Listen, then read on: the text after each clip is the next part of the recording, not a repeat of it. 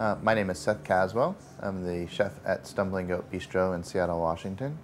And as the Seattle chapter president of Chefs Collaborative, I was brought here to experience the Lummi Island reef net fishing salmon. And let me tell you what a great experience, because it really, for all of us, it opened our eyes to see the proper techniques for catching these fish, these wonderful fish. And to be able to be part of experience with all the other chefs, it meant a lot to me, because we're all people who are sensitive to the issues to begin with, and we can use our experience that we gain here to help educate the people at home, whether we're in Chicago, Portland, or Seattle. And as a national organization, Chefs Collaborative can help to educate nationwide and make an impact. Farmed salmon, as we know, is a problem in this country and causing a lot of environmental issues. And if we can look at a fishery like the Lummi Island fishery, we can help to make a change and get better fish on our tables. I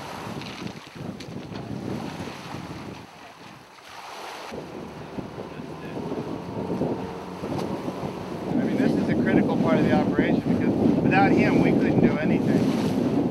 Because our fish have to go to a custom processor in Bellingham, and we can't take them, you know, with our little boat. Right. We take so many. Oh, so he takes the fish. He takes the fish, yeah. He gets ice for us, so we always have ice. Now, this is Dave King, that's his gear, and this is Randy Roden, that's his gear. This is Steve Thatcher over here.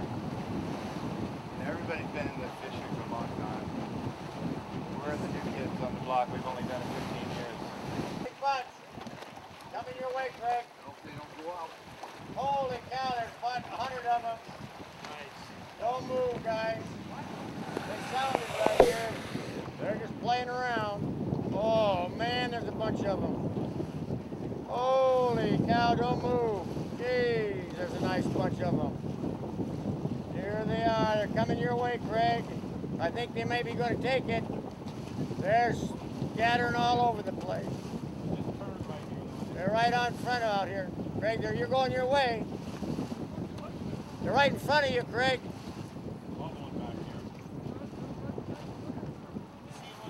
Here they are. They're still here. They're still here. They're right in front of me here. Oh, come on, guys. Don't hurry. Go out. Yeah, they're coming back your way. They're going in. Oh, they turned again. God, darn it. They're right here in front of my boat. They sounded right here. I can't see where they are now, guys. I don't know where they're going, in or out. Watch the meter. You got something? I can't see anything. Now we'll get him at the back.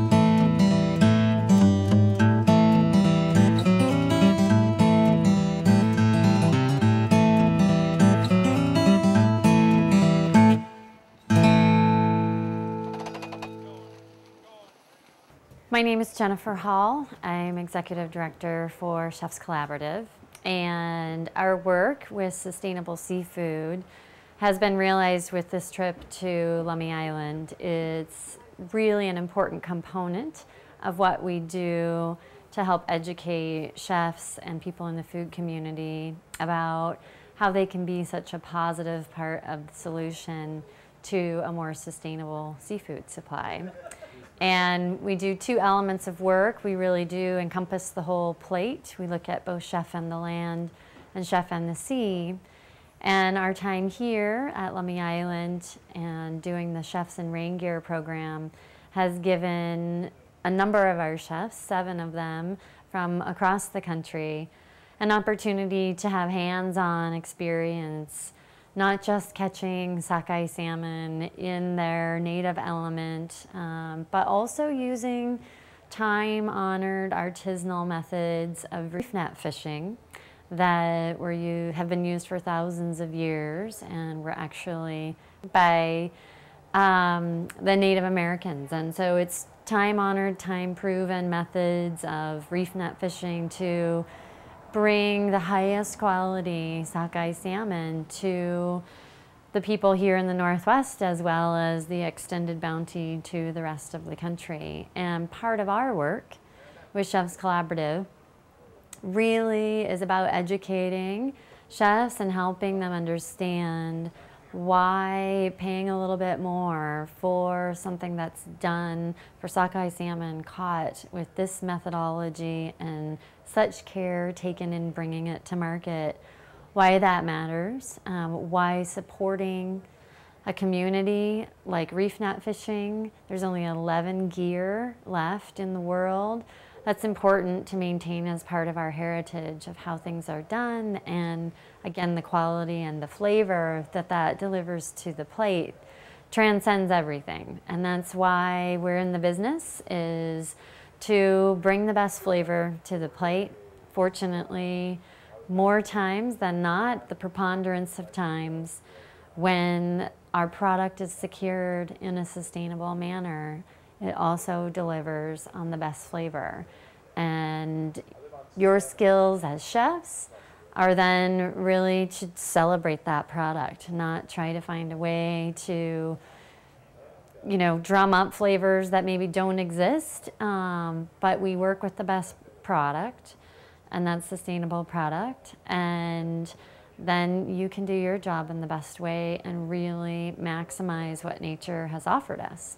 And I think it's a real, you know, the sustainable seafood work that we do, as well as with other producers, it's a really important component of a chef's education to understand the impact that they have on our food supply, and that the scale of purchasing that happens in a chef's career can make such significant differences on a producer's life, on the health of their own community, on the diversity and flavor of our food supply, that what you do as chefs and what you choose to purchase and how you choose to market that to your customers and celebrate that in your dining room really can be so powerful. And that instead of, we encourage chefs nationwide to reconsider the ease of the one phone call type of ordering, and to really understand their product, to know their product, to know their producer, to have been there in the trenches if possible, like being here with Chefs in Raingear and feeling the fish, the wall of fish come at you when they come in the boat, that connection to your food really helps deliver not just flavor to the plate, but a story to the plate and a livelihood to so many people who brought that food to the plate. And so we encourage chefs in whatever manner possible to engage in their community, or to find ways like this with Chefs in Raingear at Lummi Island, Washington, to find that moment where you can engage, where you can be hands-on, where you can understand the incredible commitment that producers go through to catch what you then have an equal commitment to bring to the plate. So we really just encourage folks to spend their dollars in ways that can make a difference You put so much time and so much energy and so much creativity into your menu, and I think it's important to put equal energy into making sure that the foundation of that menu, its very ingredients, get your same attention.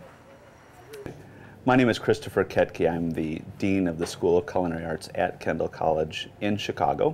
I'm here to learn more about some of the sustainable seafood practices, especially the reef fishing that we saw yesterday and participated in, and learning a lot about how the fish are handled and how absolutely critical that is to the quality of the end product.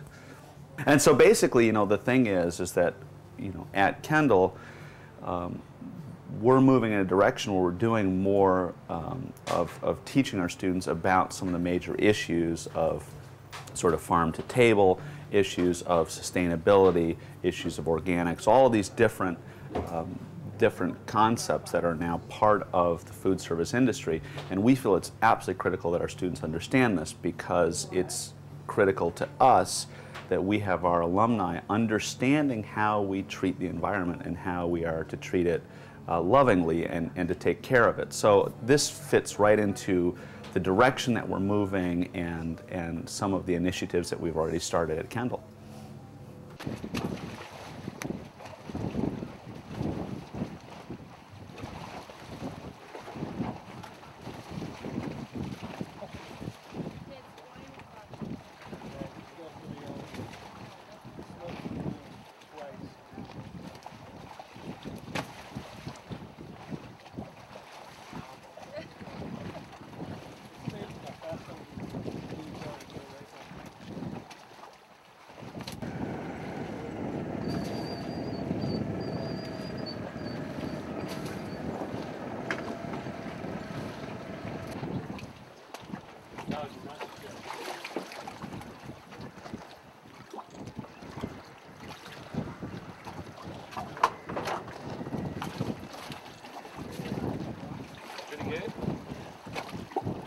You ready for fish?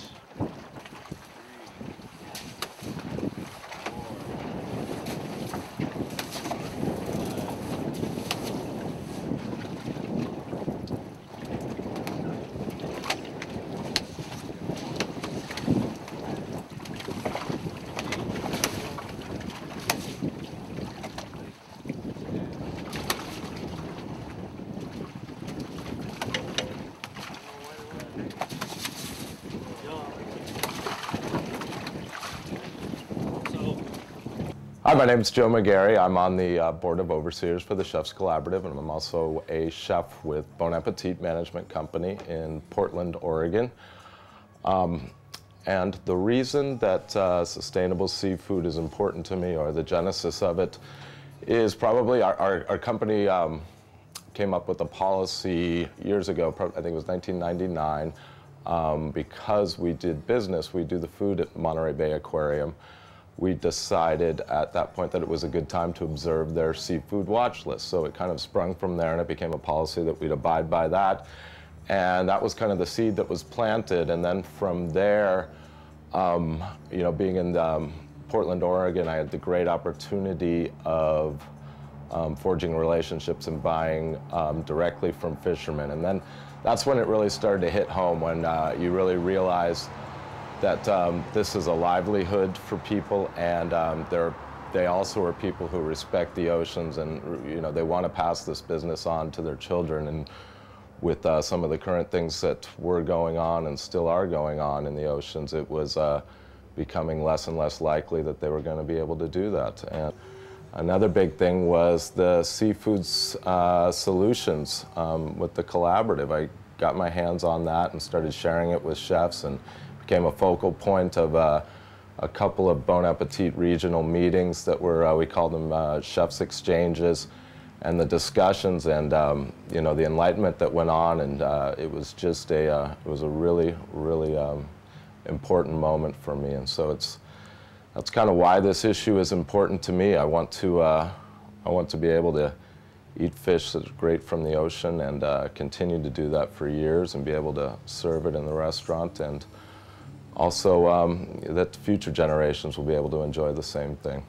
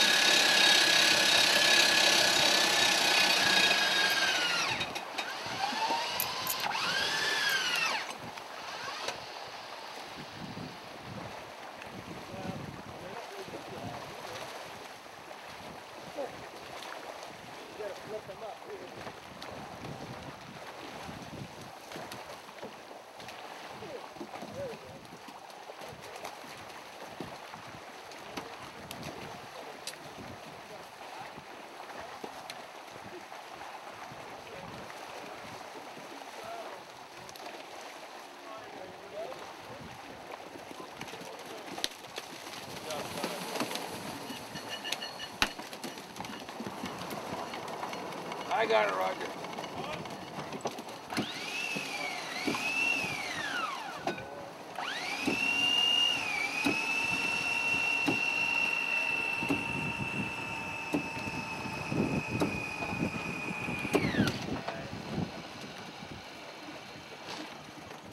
My name is Riley Starks. I'm a Lummi Island reef netter and inn owner. So I own the Willows Inn, which we're here right now. And we just came off the water from fishing with a great group of chefs. And so I'll tell you a little bit about reef netting. Reef netting is all about catching Fraser River salmon. Lummi Island's on the migratory route of the Fraser River salmon, so we're the oldest net fishing method in the U.S., possibly in the world, and it's only done here. It's not done anywhere else in the world.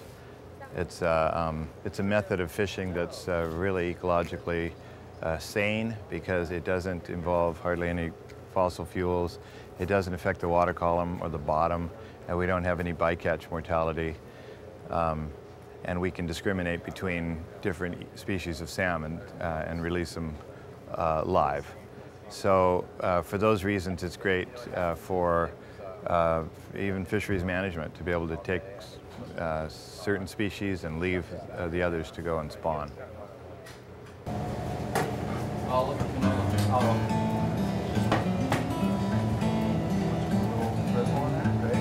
Salt and pepper. Can we share this? Black pepper and like In Raingear, white pepper right next to it. Another category? The smaller.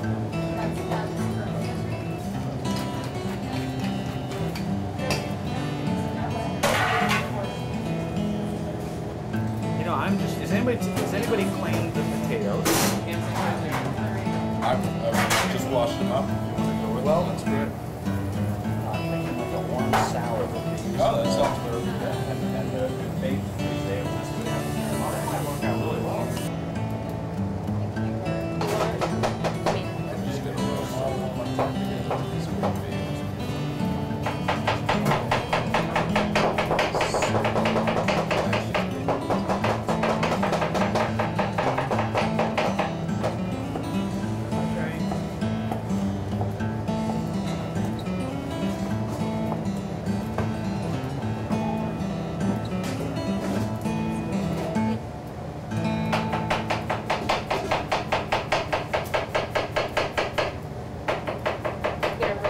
My name is Bruce Sherman.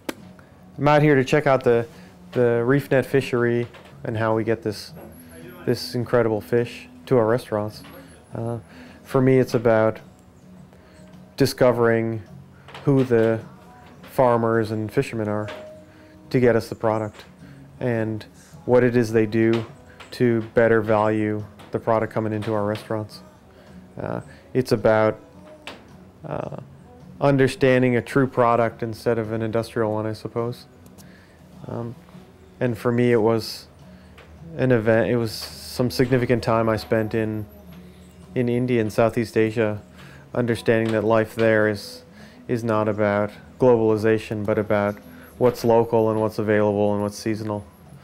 And going to the markets and finding what was available at that time of year, not what's available at that time of year on the other side of the world. And this speaks to that. Coming out to a place like Lummi Island and the Fraser net sockeye habitat to see the fish in its natural surrounding and to get the fish and to eat what's here at this beautiful setting. Not something I could eat in Chicago or in any part of the world at any time of the year.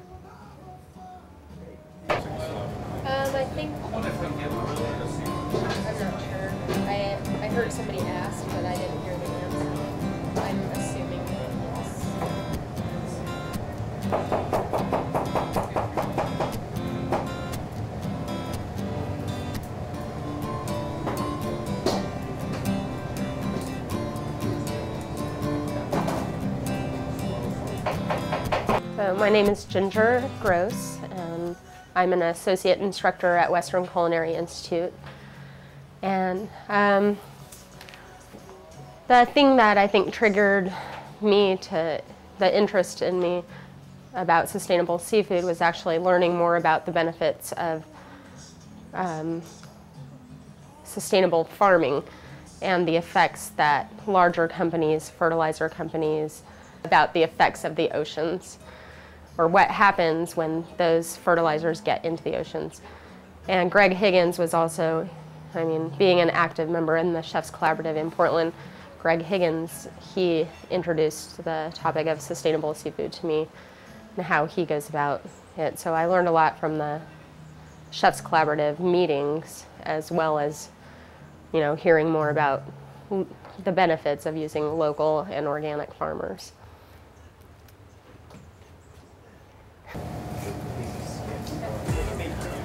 I'm going to make a caprese salad. We have some fresh mozzarella somewhere around here, fresh basil, and fabulous tomatoes.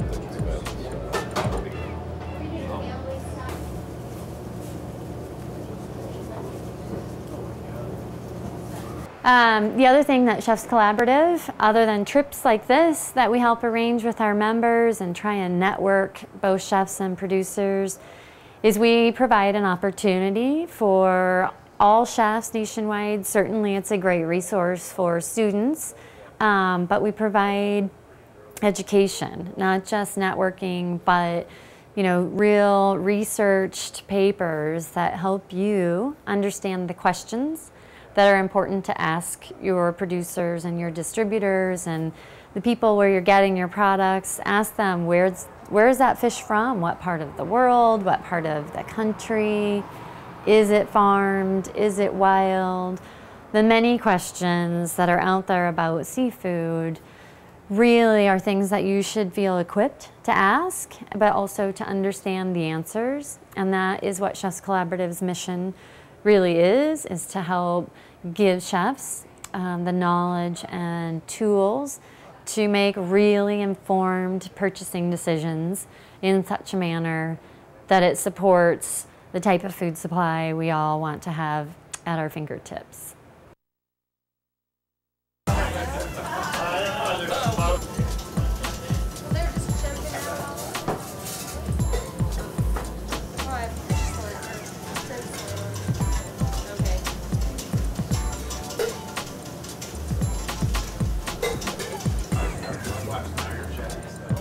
I know you do, yeah.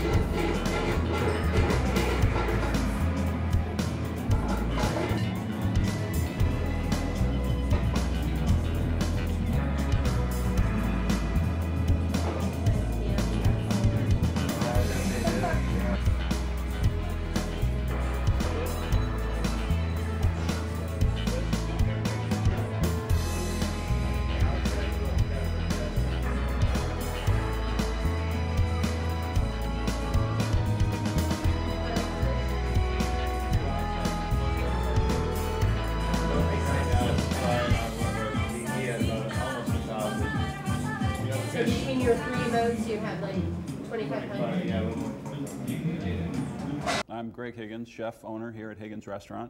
I'm also on the steering committee of the Portland chapter of the Chefs Collaborative and served on the national board for almost 10 years for that organization. And we've got a strong focus here on sustainable seafood practices and use that to guide all of our purchasing. And so the things that we do to make that work for us, what we try and do is just buy fish out of the northern Pacific, waters from northern California to southeast Alaska, and species that within that area are captured in a responsible manner and are from manageable fisheries. So we use that information. We use the Monterey Bay website, Seafood Watch program.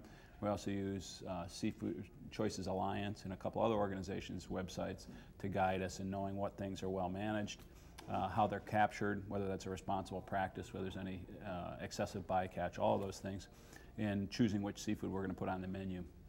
What that does is give us a reduced list of seafood, but the ones that we have we can feel really strongly about are good choices for our customers, and we feel comfortable offering those. So seasonally, those things include halibut, Alaskan halibut.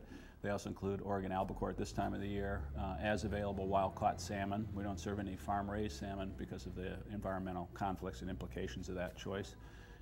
We serve a lot of aquaculture bivalves, oysters, mussels, clams, etc. We also serve Dungeness crab, pot-caught black cod, and also pot-caught spot prawns.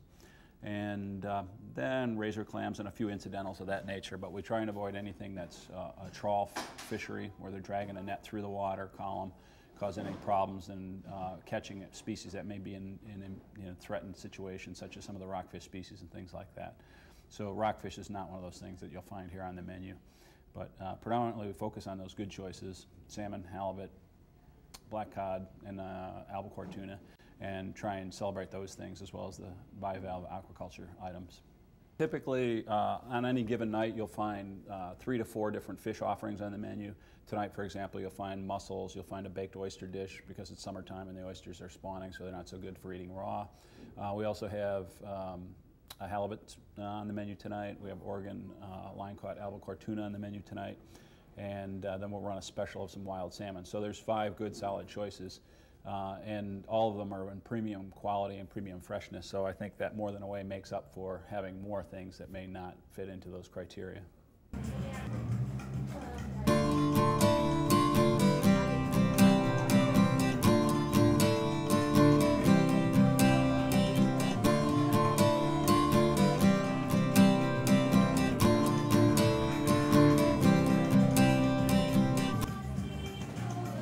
So raise a glass to, first of all, to Puget Sound for providing all the bounty that we see on this plate, the salmon, the prawns, and all the farm produce. And second, to all of the leaders and fisher people that we have here who came in the guise of chefs but did an extraordinary job today fishing. And so you got some work out of them, did you? Yes, we did. There's always a